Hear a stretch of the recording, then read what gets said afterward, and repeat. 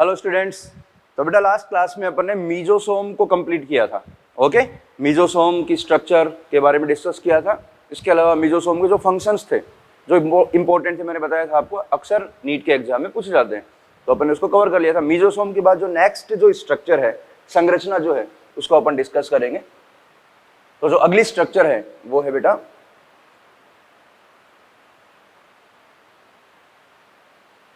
Chromatophore. Okay, chromatophore. तो आप chromatophore की बात करते हैं, जिनको अपन वर्ण की लवक भी बोल देते हैं, हिंदी में वर्ण की लवक। ठीक है बेटा, क्रोमेटोफोर याद रखना। वर्ण की लवक एक्चुअल में प्रोकैरियोट में लवक नहीं होते, लेकिन यहाँ पर इनको हिंदी में बोला गया है। तो जो क्रोमेटोफोर्स हैं वो क्या है, तो समझे बेटा। देखो मैं डायग्राम से पहले बताता हूँ। अपन ने बैक्टीरियल स्ट्रक्चर की बात की थी, याद करो, सेकेंड लेक्चर में। तो ये तो हो गए आपके मीजोसोम। इसके अलावा बैक्टीरिया में कुछ झिल्ली बद्ध संरचनाएं और पाई जाती हैं कोशिका द्रव्य में, जिनको अपन बोलते हैं क्रोमेटोफोर्स। ये क्रोमेटोफोर है बेटा। तो इसके जो पॉइंट्स हैं मैं यहां पर मेंशन कर रहा हूं, ये क्या होते हैं, कोशिका झिल्ली के विस्तार ही होते हैं। ये कोशिका झिल्ली के विस्तार जो कोशिका द्रव्य में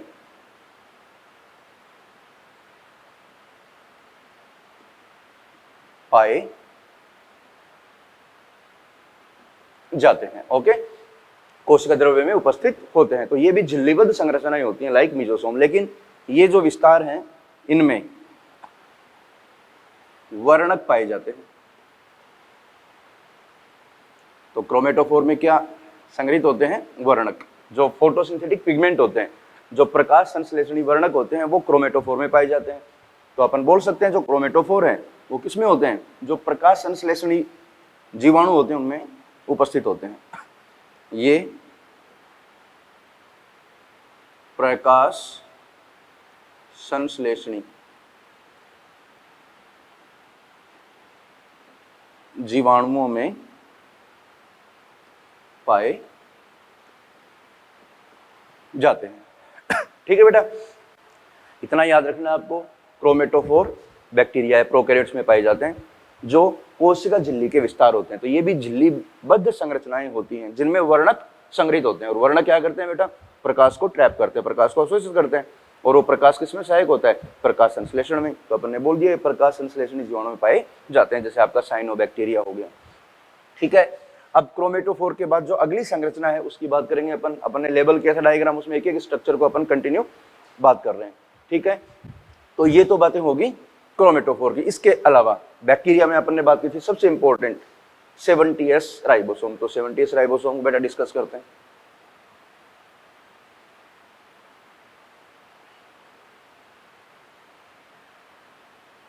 ये आपको बेटा सारे नोट डाउन भी करने हैं, इनसे बहुत इजी क्वेश्चन आते हैं, डायरेक्ट क्वेश्चन पूछे जाते हैं। तो सबसे पहले तो बात कर रहे हैं बेटा यहाँ पे 70S राइबोसोम की। एक्चुअल में राइबोसोम है, 70S इसका सेडिमेंटेशन कोफिशिएंट अभी बात करते हैं, पूरा एक्सप्लेन करते हैं। तो बेटा राइबोसोम आप जानते हो, राइबोसोम क्या होता है, एक कोशिकांग है जो झिल्ली रहित कोशिकांग होता है। तो पहला स्टेटमेंट ये हो गया, राइबोसोम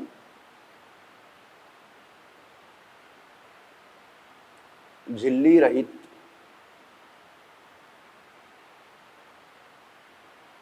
कोशिकांग होता है, इसके चारों ओर झिल्ली नहीं पाई जाती है। ओके, प्रोकैरियोट में केवल कोशिकांग के रूप में राइबोसोम ही पाया जाता है। और राइबोसोम आपको पता है बेटा सबसे छोटा स्मॉलेस्ट सेल ऑर्गेनल होता है। वैसे यूकैरियोट में बात करेंगे, लेकिन फिर भी यहां मैं मेंशन कर देता हूं स्मॉलेस्ट सेल ऑर्गेनल। ठीक है, जो राइबोसोम है जो प्रोकैरियोट में पाया जाता है वो 70S प्रकार का होता है। तो यहाँ टाइप की बात करें, यहाँ पर बेटा टाइप कौन सा है, 70S। यहाँ पर देखो बेटा S का मतलब क्या है, यहाँ अलग से मेंशन कर रहा हूँ। S एक यूनिट है जिसको अपन बोलते हैं स्वेडबर्ग यूनिट। ओके, स्वेडबर्ग इकाई। तो जो कोशिकांग है जिनका वेट बहुत कम होता है, तो उनको मापने के लिए, उनके मेजरमेंट के लिए इकाई का उपयोग किया गया है जिसको बोलते हैं S। और ये इकाई स्वेडबर्ग नामक वैज्ञानिक के नाम से, तो नाम हो गया स्वेडबर्ग यूनिट। वैसे एस किसको रिप्रेजेंट करती है समझना बेटा, ये प्रदर्शित करती है सेडिमेंटेशन कोफिशिएंट को, सेडिमेंटेशन कोफिशिएंट, अवसादन गुणांक।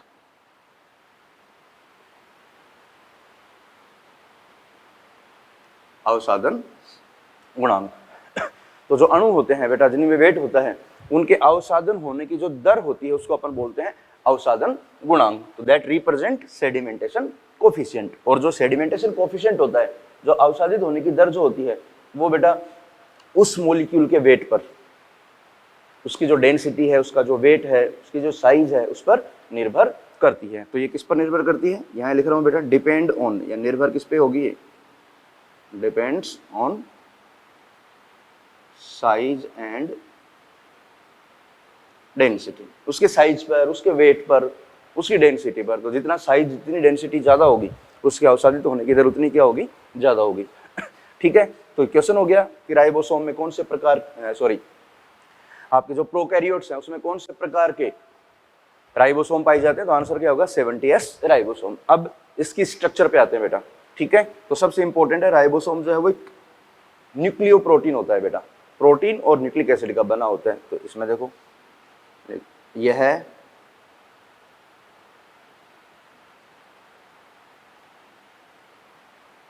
न्यूक्लियो प्रोटीन कण होता है। न्यूक्लियो प्रोटीन का मतलब क्या हो गया बेटा, देखो यहां पर न्यूक्लिक एसिड प्लस प्रोटीन, और यहां पर न्यूक्लिक एसिड होता है बेटा आरएनए। ये आरएनए और प्रोटीन का बना होता है, इसलिए इसको राइबोन्यूक्लियो प्रोटीन भी बोल देते हैं। क्या है ये, राइबोन्यूक्लियो प्रोटीन। तो इसकी स्ट्रक्चर मैं यहां बना रहा हूं बेटा, इंपॉर्टेंट है समझना। इसकी साइज भी मेंशन कर देता हूं। देखो साइज जो है राइबोसोम की वो 15 से 20 नैनोमीटर की होती है।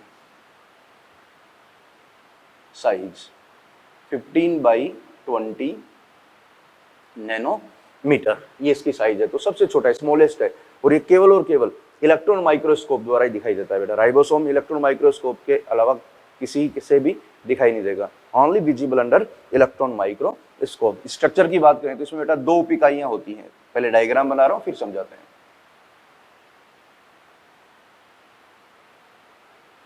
ये देखो 2 उप इकाइयां दिख रही हैं आपको बेटा, 2 प्रोटीन उप इकाइयां होती हैं जिनमें आरएनए पाया जाता है।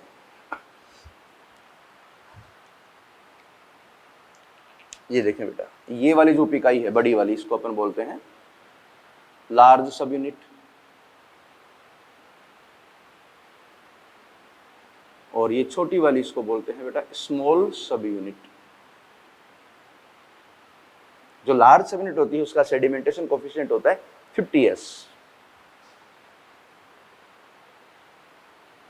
और इसका सेडिमेंटेशन कोफिशिएंट होता है बेटा 30S। ओके, और जो टोटल राइबोसोम उसका सेडिमेंटेशन कोफिशिएंट कितना होगा, टोटल की बात करें 70S, जो मैंने बता दिया है। अब इन उप इकाइयों में आरएनए पाया जाता है। देखें बेटा, ये देखो इसमें आरएनए, 2 टाइप के आरएनए बड़ी उप इकाई में, 1 टाइप का आरएनए छोटी उप इकाई में। तो ये वाला जो आरएनए है बेटा, देखो यहाँ पर इसको बोला जाता है 23S आरएनए। ये वाला जो आरएनए है ये है 5S आरएनए, और इसमें जो आरएनए प्रेजेंट है वो है 16S आरएनए। ठीक है बेटा, तो देखें इसमें जो राइबोसोम है उसमें 3 प्रकार के, 70S राइबोसोम में 3 प्रकार के आरएनए पाए जाते हैं। कौन कौन से, 23S RNA, 5S RNA and 16S RNA. Okay, तो बड़ी उप इकाई में कौन कौन से हैं, छोटी उप इकाई में कौन कौन से हैं बेटा, ये आपको याद रखने हैं। जो याद हो जाएंगे डायग्राम बनाओगे तो ये टोटल 70S राइबोसोम की स्ट्रक्चर होगी। ठीक है, अब काम की बात आती है बेटा, ये जो 23S आरएनए है इस पे मैं स्टार लगा रहा हूँ। जो 23S आरएनए है बेटा उसको अपन राइबोजाइम भी बोलते हैं। बहुत इंपॉर्टेंट है, मॉलिक्यूलर बायोलॉजी में डिस्कस करेंगे, लेकिन एक बार समझो इसको। ये कौन होता है बेटा, राइबोजाइम। देखो राइबोजाइम नाम क्यों आया, आरएनए प्लस एंजाइम। ये आरएनए है जो एंजाइम की भांति कार्य करता है। तो मैं बोल सकता हूं यहां पर जो आरएनए है एक्ट एज एंजाइम, इसलिए इसको बोला जाता है राइबोजाइम। तो राइबोजाइम यहां पर कौन है बेटा 23S आरएनए जो एंजाइम की भांति कार्य करता है। एक तरह से क्या है बेटा बायो कैटालिस्ट होता है। कौन होता है बायो कैटालिस्ट, जो प्रोटीन संश्लेषण के दौरान पेप्टाइड बंध निर्माण को उत्प्रेरित करता है। तो यही लिख रहा हूं मैं, ये क्या करेगा बेटा पेप्टाइड बंध निर्माण को उत्प्रेरित करता है। ठीक है, तो ये बात होगी आपकी 70S राइबोसोम की। एक पॉइंट और है जिससे अक्सर क्वेश्चन आता रहता है, एक टर्म होती है पॉलीराइबोसोम या पॉलीसोम, उसको भी समझाते हैं बेटा।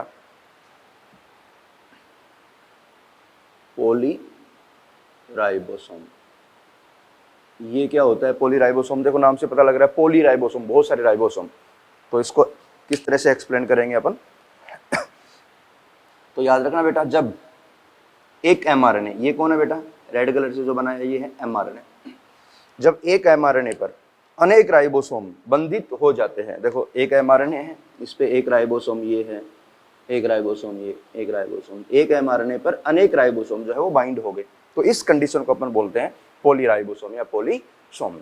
एक mRNA many ribosome that is called polyribosome, और ये प्रोटीन निर्माण में सहायक है। तो राइबोसोम का जो फंक्शन है वो आप जानते हो बेटा, राइबोसोम क्या होता है protein factory, protein factory, protein कारखाना। तो राइबोसोम कोशिकांग है जो प्रोटीन संश्लेषण में सहायक है, जिसमें प्रोटीन का निर्माण होता है, और प्रोटीन निर्माण की जो क्रिया विधि है उसको अपन बोलते हैं ट्रांसलेशन, स्थानांतरण, जो अपन मॉलिक्यूलर बायोलॉजी में स्टडी करेंगे। ठीक है बेटा, तो यहां तक की बात होगी राइबोसोम की। अब राइबोसोम के बाद अगली स्ट्रक्चर पे आते हैं बेटा।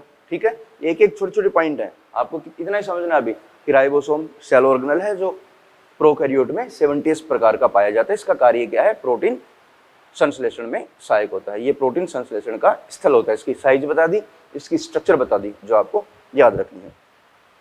अब राइबोसोम के अलावा और क्या होते हैं कोशिका द्रव्य में, याद करो बेटा, डायग्राम मैंने बोला था याद रखना है बिल्कुल, आपके मस्तिष्क पटल में वो डायग्राम जो है एकदम याद रहना चाहिए आपको।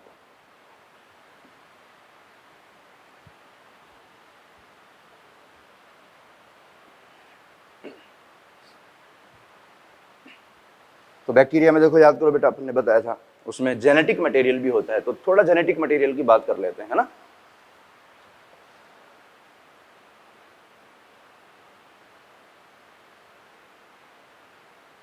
जेनेटिक मटेरियल आनुवंशिक जो पदार्थ होता है बैक्टीरिया में या प्रोकैरियोट में, वो कौन होता है बेटा, वेरी गुड, डीएनए होता है सबसे इंपॉर्टेंट। तो प्रोकैरियोट में आनुवंशिक पदार्थ कौन होता है डीएनए। बेटा ये सिंपल बातें हैं, लेकिन स्टेटमेंट से जो क्वेश्चंस आते हैं तो कंफ्यूजन हो जाता है, इसलिए बिल्कुल परफेक्टली इनको याद करते हुए चले, है ना। जेनेटिक मटेरियल डीएनए, ओके, लेकिन थोड़ा इंपॉर्टेंट है कि किस प्रकार का डीएनए पाया जाता है, तो उसके ऊपर थोड़ी बात करते हैं। तो देखें यहाँ पर जो डीएनए होता है बैक्टीरिया में, याद करो डायग्राम में मैंने बनाया था, इस तरह से होता है बेटा ये। तो इसको क्या बोला था अपन ने, कैसा है ये, एकल है, सिंगल है, एकल, वृत्ताकार, द्विरज्जु की DNA, okay, single, circular, double standard DNA जो आनुवंशिक पदार्थ का कार्य करता है, जिसको अपन जीनोफोर बोल दो, या इसी को अपन बैक्टीरियल क्रोमोसोम बोल देते हैं। प्रो है ये लेकिन प्रिमिटिव टाइप का है।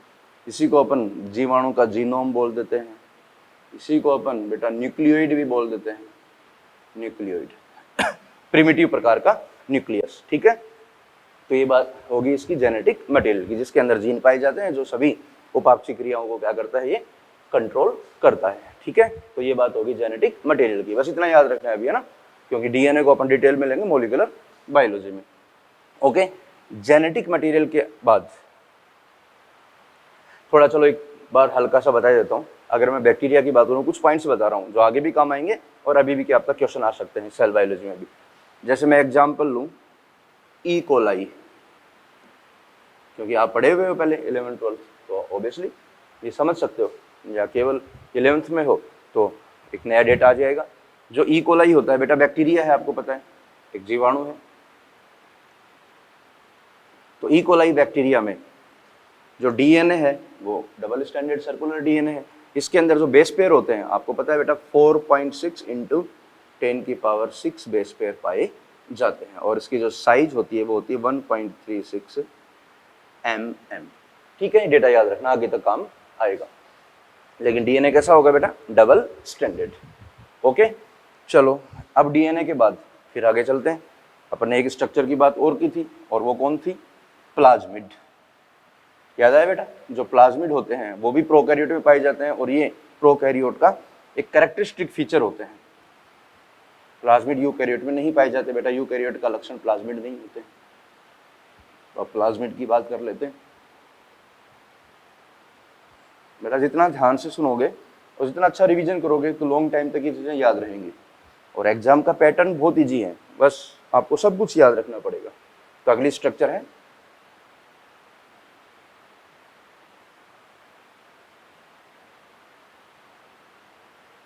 प्लाज्मिड। ओके, तो प्लाज्मिड सबसे पहले अपन बात करते हैं होते क्या है। देखो डायग्राम में अपन ने बताया था जो मेन जीनोम होता है, जैसे ये बैक्टीरिया आपका, इसके अंदर ये तो मेन जीनोम हो गया, आनुवंशिक पदार्थ का कार्य करता है। इसके अलावा अनेक जीवाणुओं में इस मुख्य गुणसूत्र के अतिरिक्त कुछ छोटे छोटे डीएनए के अणु पाए जाते हैं, जिनको अपन बोलते हैं प्लाज्मिड। तो प्लाज्मिड बेटा किस में पाए जाते हैं? फाउंड इन मेनी बैक्टीरिया, अनेक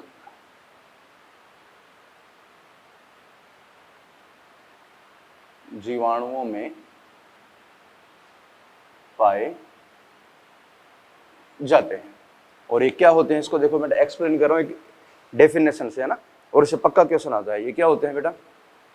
ये एक्स्ट्रा क्रोमोजोमल, ये टर्मिनोलॉजी समझा रहा हूं, अतिरिक्त गुणसूत्रीय, हिंदी भी मैं बोल रहा हूं, इंग्लिश इजी रहती है। Extra chromosomal self replicative small circular double standard DNA. Okay, समझे बेटा? प्लाज्मिड क्या होते हैं?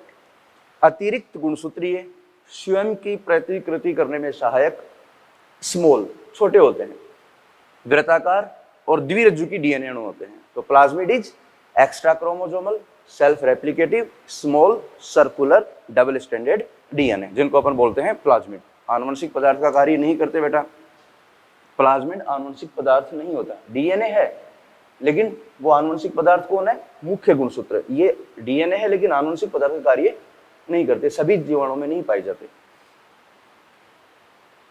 ये आनुवंशिक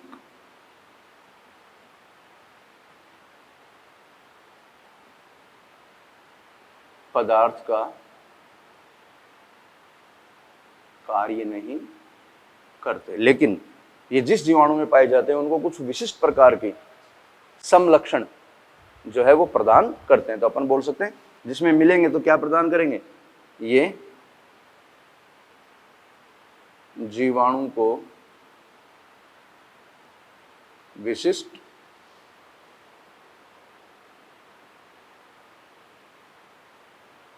समलक्षण प्रदान करते हैं। ये जीवाणु को विशिष्ट समलक्षण प्रदान करते हैं। ठीक है बेटा, ये बात हो गई। एग्जाम्पल की बात करें तो मैं कुछ एग्जाम्पल बता रहा हूं, याद रखना। जैसे आपका निफ प्लाज्मिड, तो जिस जीवाणु में बेटा निफ प्लाज्मिड होगा वो जीवाणु नाइट्रोजन फिक्सेशन करने में सक्षम होता है। तो निफ प्लाज्मिड ने कौन सा लक्षण प्रदान कर दिया? नाइट्रोजन स्थिरीकरण। तो निफ प्लाज्मिड का कार्य क्या होगा बेटा? नाइट्रोजन फिक्सेशन, जैसे आर प्लाज्मिड, अगला एग्जाम्पल, तो आर प्लाज्मिड जो है वो बेटा प्रतिरोधकता प्रदान करते हैं। तो जिसमें आर प्लाज्मिड होगा वो जीवाणु प्रतिजैविकों के प्रति प्रतिरोधकता रखेगा। तो अपन इसमें मेंशन कर सकते हैं ये क्या होते हैं, प्रतिरोधक। लेकिन किसके अगेंस्ट, जो एंटीबायोटिक्स होती है।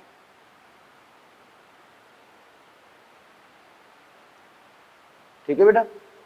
इसके अलावा और एग्जाम्पल देख लो बेटा, एफ प्लाज्मिड। एफ प्लाज्मिड जो होता है बेटा वो फर्टिलिटी में सहायक होता है। तो एफ का मतलब यहां पर है फर्टिलिटी। ये भी आएगा जिसमें एफ प्लाज्मिड होता है उसमें सेक्स पिली पाई जाती है, रोम पाया जाता है। रोम के द्वारा जीवाणु एक दूसरे के अंदर जो जीन है, डीएनए, उसको स्थानांतरित करने में सहायक होते हैं। तो ये एक और देखो बेटा, कोल प्लाज्मिड भी होता है, ऐसे याद कर लो एक दो एक्स्ट्रा। जो कोल प्लाज्मिड होता है वो विशिष्ट प्रकार के रसायन स्रावित करता है, जिसको बोलते हैं कोलिसिन। और जो कोलिसिन होता है वो अन्य जीवाणुओं को क्या करता है, नष्ट करता है। तो ये क्या हो गया बेटा, बैक्टीरियोसाइडल होता है। ये अन्य जीवाणुओं को नष्ट कर देगा, खुद क्या करेगा, वहां पर सर्वाइव करेगा। तो ये कौन सी प्रॉपर्टी प्रदान करेगा, बैक्टीरियोसाइडल। ठीक है बेटा, याद रखना है सारे जो भी पॉइंट्स मैं बता रहा हूं, उन हर पॉइंट को समझना है। अगर बाय द वे आपको ना समझ में आए तो एक बार स्टॉप करके वापस बैक करके वीडियो को देख सकते हैं, है ना। और ये नोट्स बनाने हैं बेटा आपको, क्योंकि नोट्स बनाओगे तो आपको याद हो जाएगा और वो रिवीजन करोगे दिक्कत नहीं आएगी। ठीक है, तो ये बात होगी किसकी, प्लाज्मिड की। अब प्लाज्मिड के अलावा बेटा और भी कोशिका द्रव्य में कुछ संरचनाएं होती हैं। अगला है आपका अंतर्विष्ट पिंड। याद करो, बताया था अपने इंक्लूजन बॉडीज, डायग्राम में आया था बेटा, इंक्लूजन बॉडीज। अंतर्विष्ट पिंड इंपॉर्टेंट है, यहां से भी क्वेश्चन बन सकता है।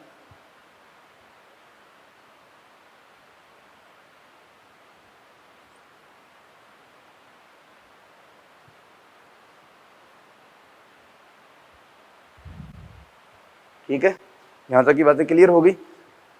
अब बात करेंगे किसकी अपन, इंक्लूजन बॉडीज की। अंतर्विष्ट पिंड,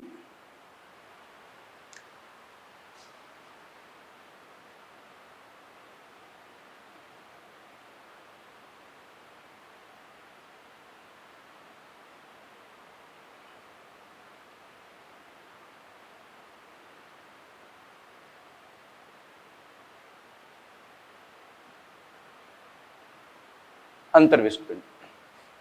तो ये भी जीवाणु का एक अभिलाक्षणिक लक्षण होता है बेटा। जो अंतर्विष्ट पिंड होते हैं वो क्या होते हैं समझे, जो बैक्टीरिया होते हैं बेटा, ये देखो ये बैक्टीरिया है। इस बैक्टीरिया में जैसे कोई कण है बेटा, जो शेष बचे हुए कण है एक्स्ट्रा, जो अधिक मात्रा में उपस्थित है, तो जीवाणु क्या करेगा, इनको संग्रहित कर लेता है।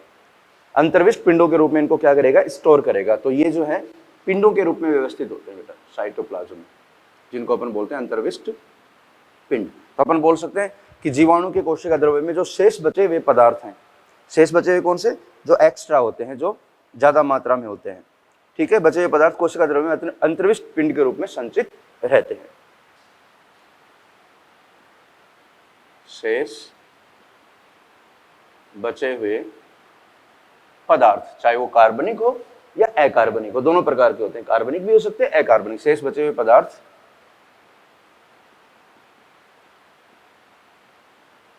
कोशिका द्रव्य में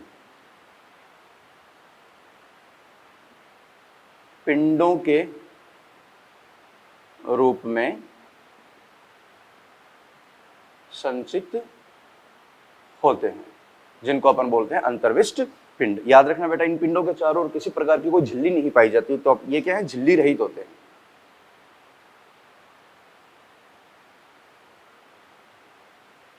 झिल्ली रहित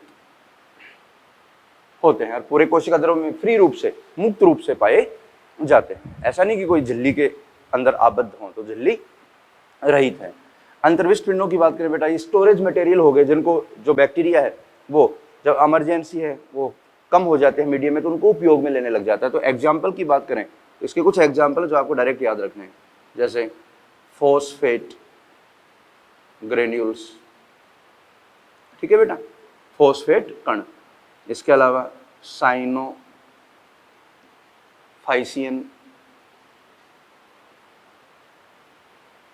ग्रेन्यूल्स, ठीक है। इसके अलावा ग्लाइकोजन ग्रेन्यूल्स भी होते हैं बेटा। ये देखो जो फॉस्फेट ग्रेन्यूल है ये इनऑर्गेनिक है, इनऑर्गेनिक अकार्बनिक हो गया, और जो साइनोफाइसियन और जो ग्लाइकोजन है ये क्या है, कार्बनिक है, कार्बनिक हो गई है, ये संचित भोजन हो गया एक तरह से। जो ग्लाइकोजन है उनको उपयोग में ले सकते हैं। तो फॉस्फेट कणिकाएं, साइनोफाइसिन कणिकाएं और ग्लाइकोजन कणिकाएं, तो ये किस रूप में होती हैं, इंक्लूजन बॉडीज के रूप में, ठीक है। तो ये बात होगी किसकी, आपकी इंक्लूजन बॉडीज की। एक पॉइंट और है बेटा, इंपॉर्टेंट है, वो भी अभी डिस्कस कर लेते हैं। गैस वैक्यूल, वायु रिक्तिका।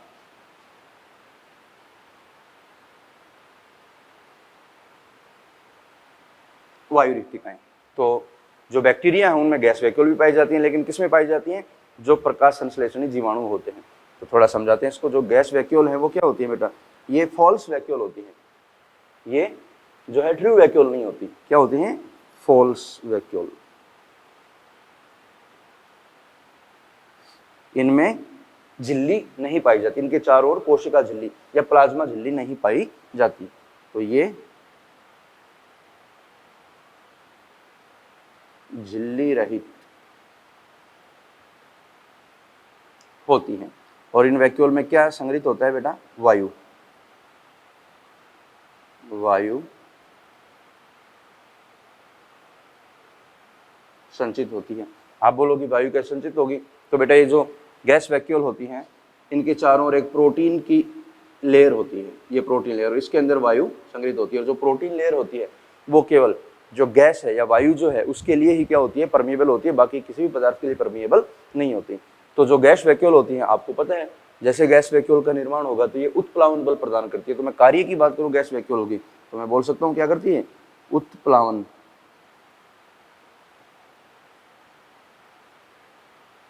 बल प्रदान करती है। तो उत्प्लावन बल प्रदान करेगी। तो जीवाणु जो है वो अगर मान लो कोई एक्वेटिक है, जलीय वातावरण में पाए जाते हैं और ऊपर प्रकाश की कमी होगी तो वो गैस वैक्यूल की सहायता से ऊपर की तरफ आ जाएंगे। और अगर प्रकाश की तीव्रता ज़्यादा है तो गैस वैक्यूल को वापस कम कर देंगे, नष्ट कर देंगे, वापस नीचे चले जाएंगे। तो उत्प्लावन बल का ये जो है प्रॉपर्टी हो जाएगी। इसके अलावा ये सुरक्षा भी करती है, जैसे अन्य हानिकारक जो विकिरणें होती हैं, यूवी रेडिएशन वगैरह, उनको ये एब्जॉर्ब कर लेती हैं ताकि जो जीवाणु है उसके ऊपर हानिकारक प्रभाव नहीं पड़े। और ये किस में पाई जाती हैं, जैसे आपके प्रकाश संश्लेषणी जीवाणु में।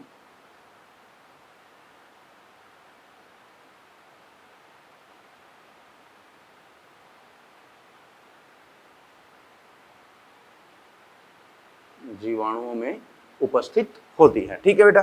तो ये गैस वैक्यूल की बात हो गई, तो आपको ये पॉइंट याद रखना है। अब गैस वैक्यूल ये सारे कोशिका द्रव्य में जो भी चीजें पाई जाती हैं उनको अपन ने डिस्कस कर लिया। अब इसके अलावा देखो याद करो बेटा, जो बैक्टीरिया उसके चारों ओर कुछ संरचनाएं पाई जाती हैं। याद करो मैंने बताया था फ्लैजेला, पिली और फिम्बरी। अब उन तीनों की अपन एक एक करके बात करते हैं जो इंपॉर्टेंट है,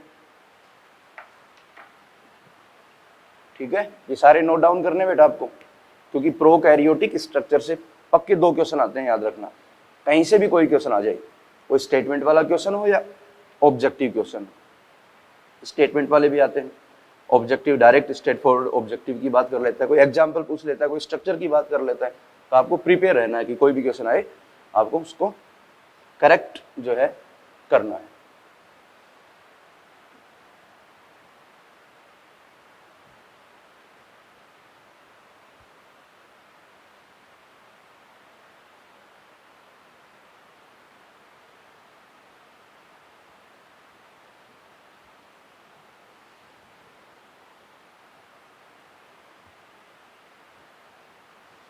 अब अपन सरफेस स्ट्रक्चर जो है उनकी बात करते हैं कि जीवाणु के सतह पर कौन कौन संरचनाएं पाई जाती हैं, उनकी स्ट्रक्चर क्या है और उनकी कार्य क्या है।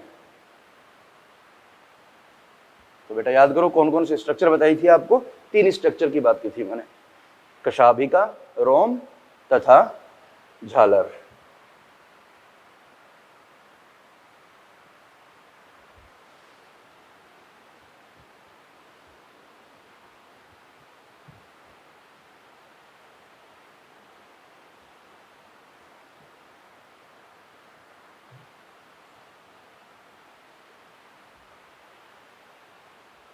ठीक है, तो बात करते हैं अब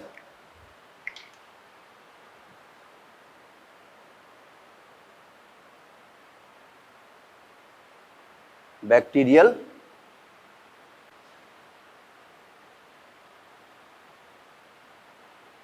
सरफेस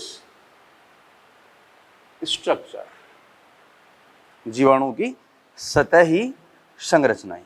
ठीक है बेटा, तो जीवाणु की सतह पर कितनी संरचनाएं थी याद करो, मैं वापस बता रहा हूं एक बार डायग्राम से, फिर एक एक करके इनकी बातें करते हैं। देखो ये बैक्टीरिया बताया था आपको, इस बैक्टीरिया में सबसे पहले सबसे लंबी संरचना जो थी वो क्या थी, फ्लैजेला, जिसकी बात करेंगे अपन। क्या थी बेटा, फ्लैजेला, कशाभिका।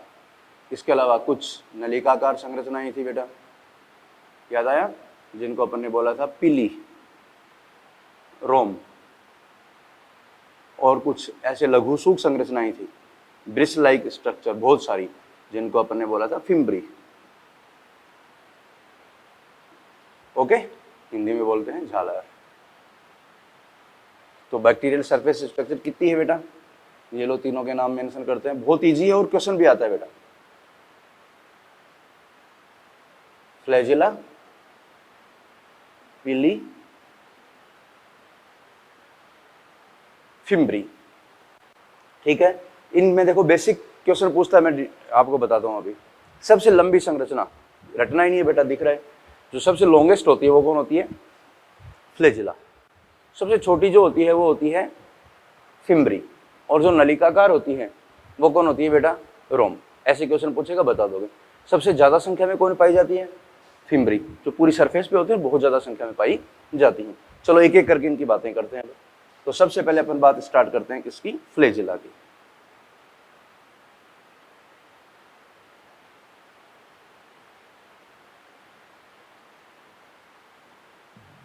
कशाभिका। ठीक है बेटा, तो कशाभिका के संदर्भ में जो भी पॉइंट है वो सारे अपन कवर करेंगे।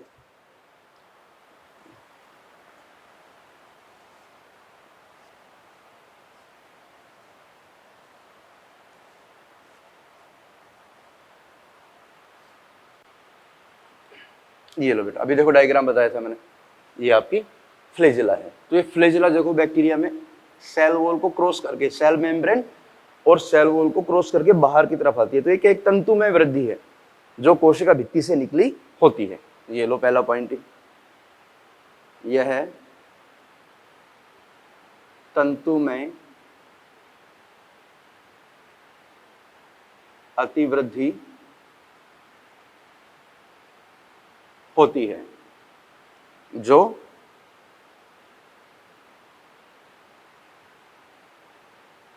कोशिका भित्ति से निकली होती है। समझना बेटा इस स्टेटमेंट का, बाद में जब क्वेश्चन आता है ना तब डाउट आते हैं। अब ऐसा नहीं आप समझ रहे हो कि तो सर सिंपल वर्ड है, तंतु में वृद्धि होती है जो कोशिका भित्ति से निकली होती है, लेकिन क्वेश्चन की फ्रेमिंग में जब आ जाता है तो कंफ्यूजन हो जाता है। इसलिए हर पॉइंट को समझते चलें।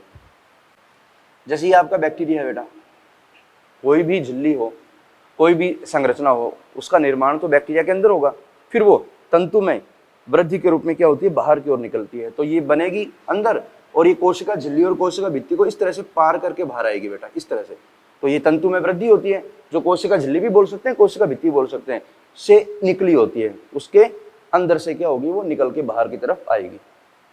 ठीक है, ये क्या है, extended from the cell wall, कोशिका भित्ति से निकली होती है, उसको पार करके बाहर की तरफ आएगी। वर्ड पे ध्यान देना बेटा। ठीक है, ये जो फ्लैजेला होती है बेटा, याद रखना, इसके चारों ओर कोई झिल्ली नहीं होती, ये इसको पार करके बाहर आ जाएगी, लेकिन इसके चारों ओर किसी झिल्ली का आवरण नहीं पाया जाता। यह है झिल्ली द्वारा आबद्ध नहीं होती है। अगली इंपॉर्टेंट बात, जो फ्लैजेला है बेटा वो किसकी बनी होती है, याद रखना आप, तो तीनों ही जो हैं, ये भी प्रोटीन की बनी है, ये भी प्रोटीन की बनी है, ये भी प्रोटीन की, तीनों ही प्रोटीन संरचनाएं होती हैं, प्रोटीन से निर्मित होती है। लेकिन कौन सी प्रोटीन, तो जो फ्लैजेला है वो फ्लेजिलिन प्रोटीन से बनी होती है।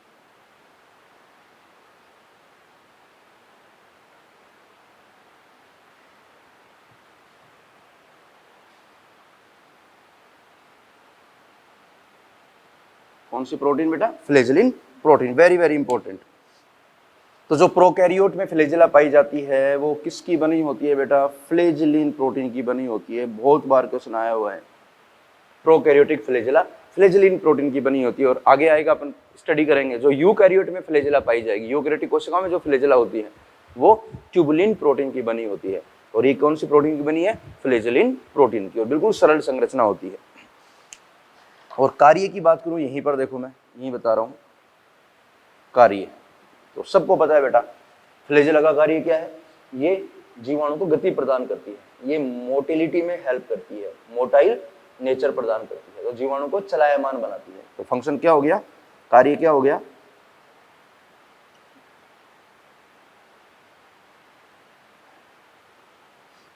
गतिशीलता प्रदान करती है, या बोल दो चलायमान। तो जीवाणु अगर चलायमान है, मोटाइल है, तो उसमें कौन सी संरचना है बेटा? फ्लेजिला। तो जिसमें फ्लेजिला है वो बैक्टीरिया मोटाइल होगा, और जिसमें फ्लेजिला नहीं है वो बैक्टीरिया क्या होगा बेटा? Non motile. Very simple. अब एक पॉइंट है आपकी एनसीईआरटी का, जो आपकी फ्लेजिला होती है वो संख्या व विन्यास के क्रम में भिन्न भिन्न होती है। संख्या और विन्यास, संख्या में नंबर कम भी हो सकते हैं, ज्यादा भी हो सकते हैं, और विन्यास कि किस प्रकार से उसका अरेंजमेंट होता है उसमें भिन्नता दर्शाती है। फिर से समझें, जो फ्लेजिला है वो संख्या और विन्यास में भिन्न होती है। संख्या में भी डिफरेंस मिलेगा और विन्यास में भी। ठीक है, तो एक मैं चार्ट बना रहा हूं, उसको आपको याद रखना है। जो बैक्टीरिया होते हैं बेटा, ये बहुत इंपॉर्टेंट है।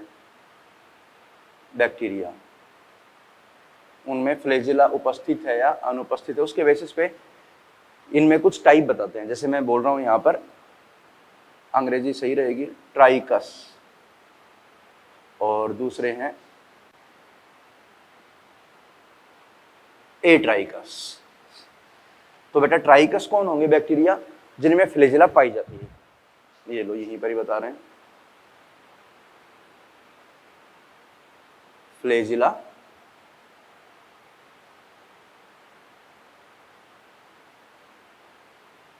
उपस्थित होती है, और जो एट्राइकस होते हैं उनमें फ्लेजिला अनुपस्थित होती है। तो आप बताओगे बच्चा जो ट्राइकस होते हैं वो मोटाइल होंगे, और जो एट्राइकस होते हैं वो क्या होंगे? नॉन मोटाइल, अगतिशील होते हैं, क्योंकि उनमें फ्लेजिला अनुपस्थित होती है। जो ट्राइकस हैं, जो फ्लेजिला ट्राइकस में पाई जाती है, उनमें अभिविन्यास में थोड़ा सा भिन्नता होती है। तो इसमें देखो मैं समझा देता हूं इस तरह से। पहला एग्जाम्पल, जैसे मोनोट्राइकस, बिल्कुल सिंपल है। देखो बेटा डायग्राम में बता रहा हूँ, क्योंकि आपके है नहीं है, लेकिन कई बार पूछ लेते हैं। मोनोट्राइकस का मतलब क्या होता है? जैसे ये जीवाणु है बेटा, ये बैक्टीरिया, अब उसमें अगर एक ही फ्लेजिला है एक पोल की ओर, तो इसको अपन बोलते हैं मोनोट्राइकस। क्लियर बेटा? ये क्या हो जाएगा? मोनोट्राइकस। एम्फीट्राइकस, अगर फ्लेजिला दोनों पोल पे है तो इसको क्या बोलोगे? एम्फीट्राइकस प्रकार का बैक्टीरिया हो गया। लोफोट्राइकस, यदि फ्लेजिला बेटा गुच्छे के रूप में है, देखो ये एक पोल पे है और ये गुच्छा बन गया, ये तो इसको अपन बोलते हैं लोफोट्राइकस। और एक और है, ये थोड़ा याद रखना बस, ज्यादा इंपॉर्टेंट नहीं है, पेरीट्राइकस।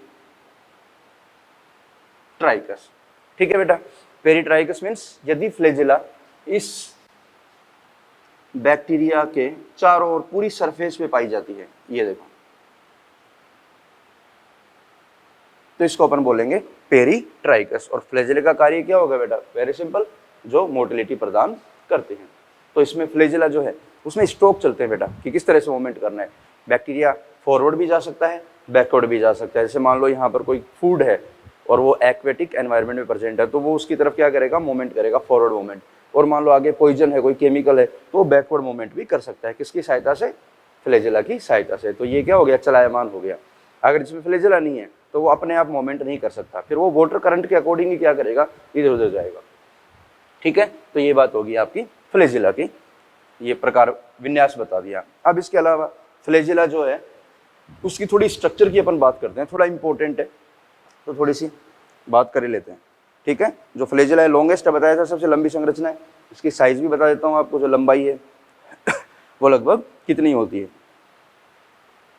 ये लो, जो फ्लैजिला है उसकी लंबाई 15 से 20 माइक्रोमीटर होती है, याद रखना 15 से 20 माइक्रोमीटर। जीवाणु की लंबाई लगभग कितनी होती है बेटा, 3 से लेकर 5 माइक्रोमीटर, और फ्लैजिला जो है 15 से 20, मतलब उससे लगभग 5 गुना बड़ी होती है, तभी मोटिलिटी प्रदान करेगी। अब थोड़ी स्ट्रक्चर की बात करते हैं बेटा, फ्लैजिला की स्ट्रक्चर ये बना लिया।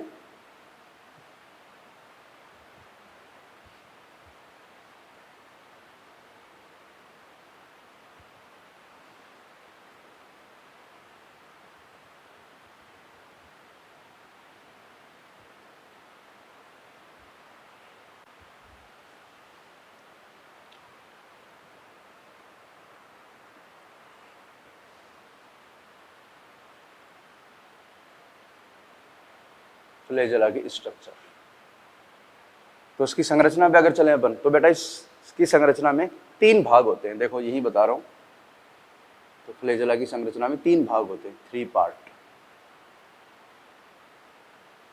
3 भाग। एक होता है फिलामेंट,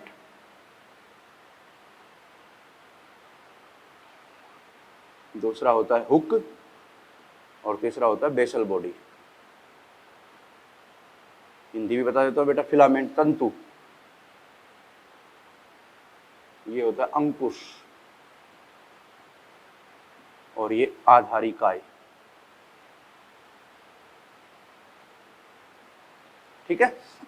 अभी डायग्राम समझते हैं। इसके संरचना के 3 भाग होते हैं जैसे ये है बेटा,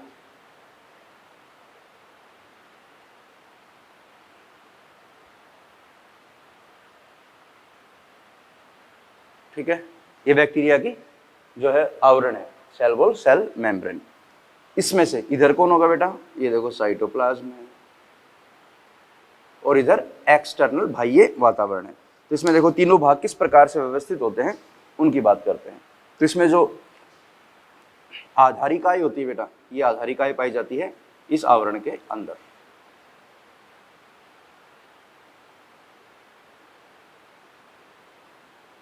ये आधारिकाएं होती है। आधारिकाएं के बाहर की तरफ ये मोटा, ये होता है अंकुश, और ये होता है इसका फिलामेंट। आपको डायग्राम समझना है, वैसे ऑब्जेक्टिव क्वेश्चन पे जाना है, सब्जेक्टिव मेंशन नहीं करना है, लेकिन ऑब्जेक्टिव को कैसे अपन क्लिक करेंगे तो समझना है इसको। तो ये कौन है बेटा, ये वाला बेसल बॉडी है।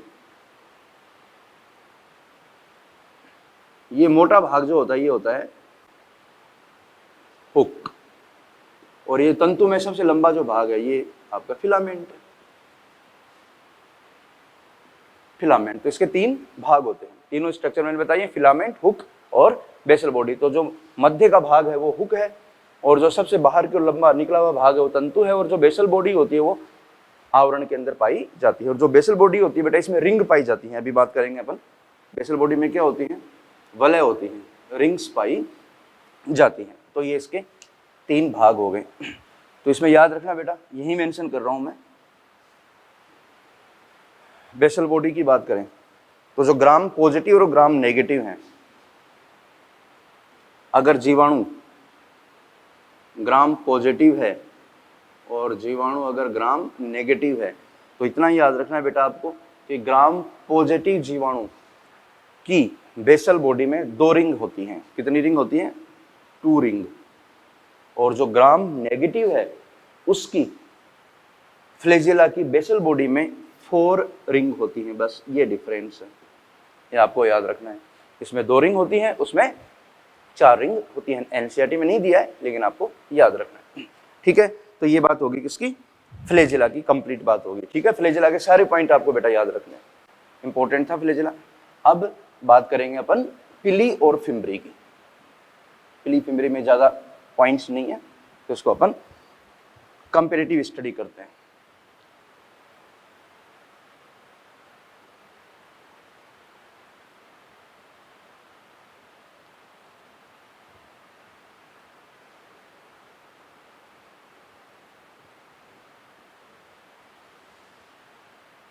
ठीक है, तो ये लो पिली फिम्बरी, एक तरफ पिली और एक तरफ ले लेते हैं अपन फिम्बरी। ठीक है, बिल्कुल सिंपल है, दो तीन तीन पॉइंट है।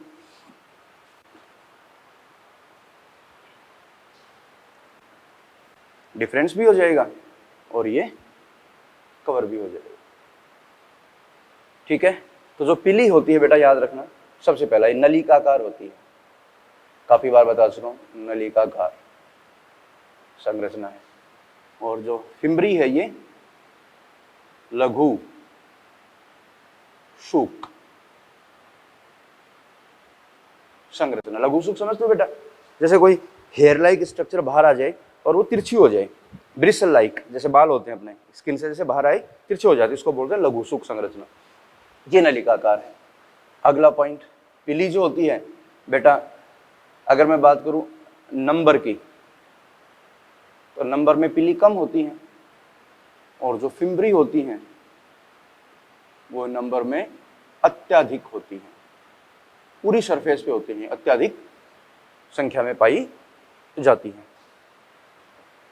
पिली और फिम्बरी बेटा दोनों ही प्रोटीन की बनी होती हैं, याद रखना, दोनों ही किसकी बनी है? प्रोटीन की, लेकिन ये बोल देते हैं पिलीन प्रोटीन की बनी है, और इसको बोल देते हैं फिम्ब्रीन प्रोटीन।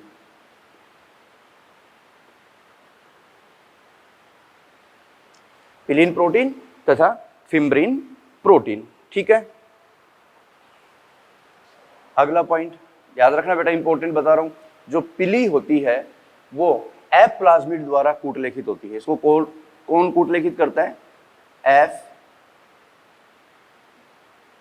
प्लाज्मिड द्वारा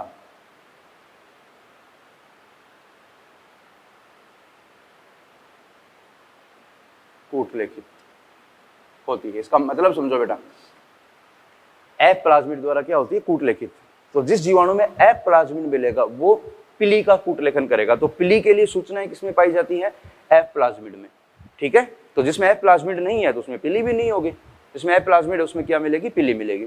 और जो फिम्बरी है वो किसके द्वारा? मुख्य जीनोम द्वारा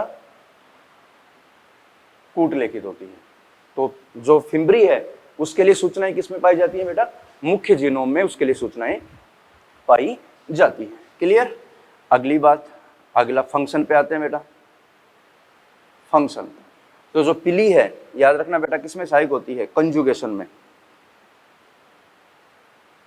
कंजुगेशन में सहायक। कंजुगेशन क्या होता है बेटा? संयुग्मन। संयुग्मन का मतलब यही बता रहा हूँ, देखो बेटा, बैक्टीरिया जो होता है, जैसे एक बैक्टीरिया ये है, एक बैक्टीरिया ये है, इनको आपस में आप जीन आदान प्रदान करने हैं, तो इसमें जो पिली होती है वो इसके कांटेक्ट में आ जाएगी और ये अपने जीन इसके अंदर ट्रांसफर कर देगा। इसको बोलते हैं कॉन्जुगेशन। तो कॉन्जुगेशन के लिए कौन सहायक होती है? पिली, याद रखना। इसका फंक्शन बेटा देखो सिंपल है, अटैचमेंट, बोले तो चिपकाने में।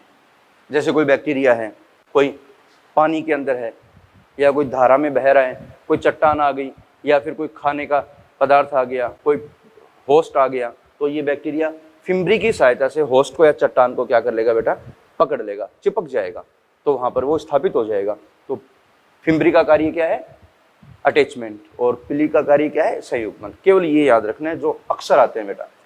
आप फिर बताओगे मेरे को, पिली का फंक्शन कॉन्जुगेशन में सहायक, फिम्बरी का फंक्शन अटैचमेंट में सहायक, और फ्लैजिला का फंक्शन क्या होता है बेटा? मोटिलिटी। बता दिया था मैंने, किसमें? मोटिलिटी में सहायक। तीनों याद रखना है, फ्लैजिला, मोटिलिटी, पिली कॉन्जुगेशन एंड फिम्बरी अटैचमेंट। ठीक है, तो ये बात होगी बेटा आपकी बैक्टीरिया की। अपन ने बैक्टीरिया के स्ट्रक्चर की सारी बातें कर ली हैं, जो भी स्ट्रक्चर अपन ने बनाई थी उसमें जो भी पॉइंट्स थे वो सारे अपन ने कवर कर लिए हैं। तो आपकी जो बैक्टीरियल स्ट्रक्चर है, या बोल सकता हूँ मैं प्रोकैरियोटिक जो स्ट्रक्चर है, उसको अपन ने कवर कर लिया है। तो आपकी एनसीईआरटी में प्रोकैरियोटिक कोशिका संगठन दिया है, वो पूरा आपको स्टडी करना है, सारे पॉइंट अपन ने कवर किए।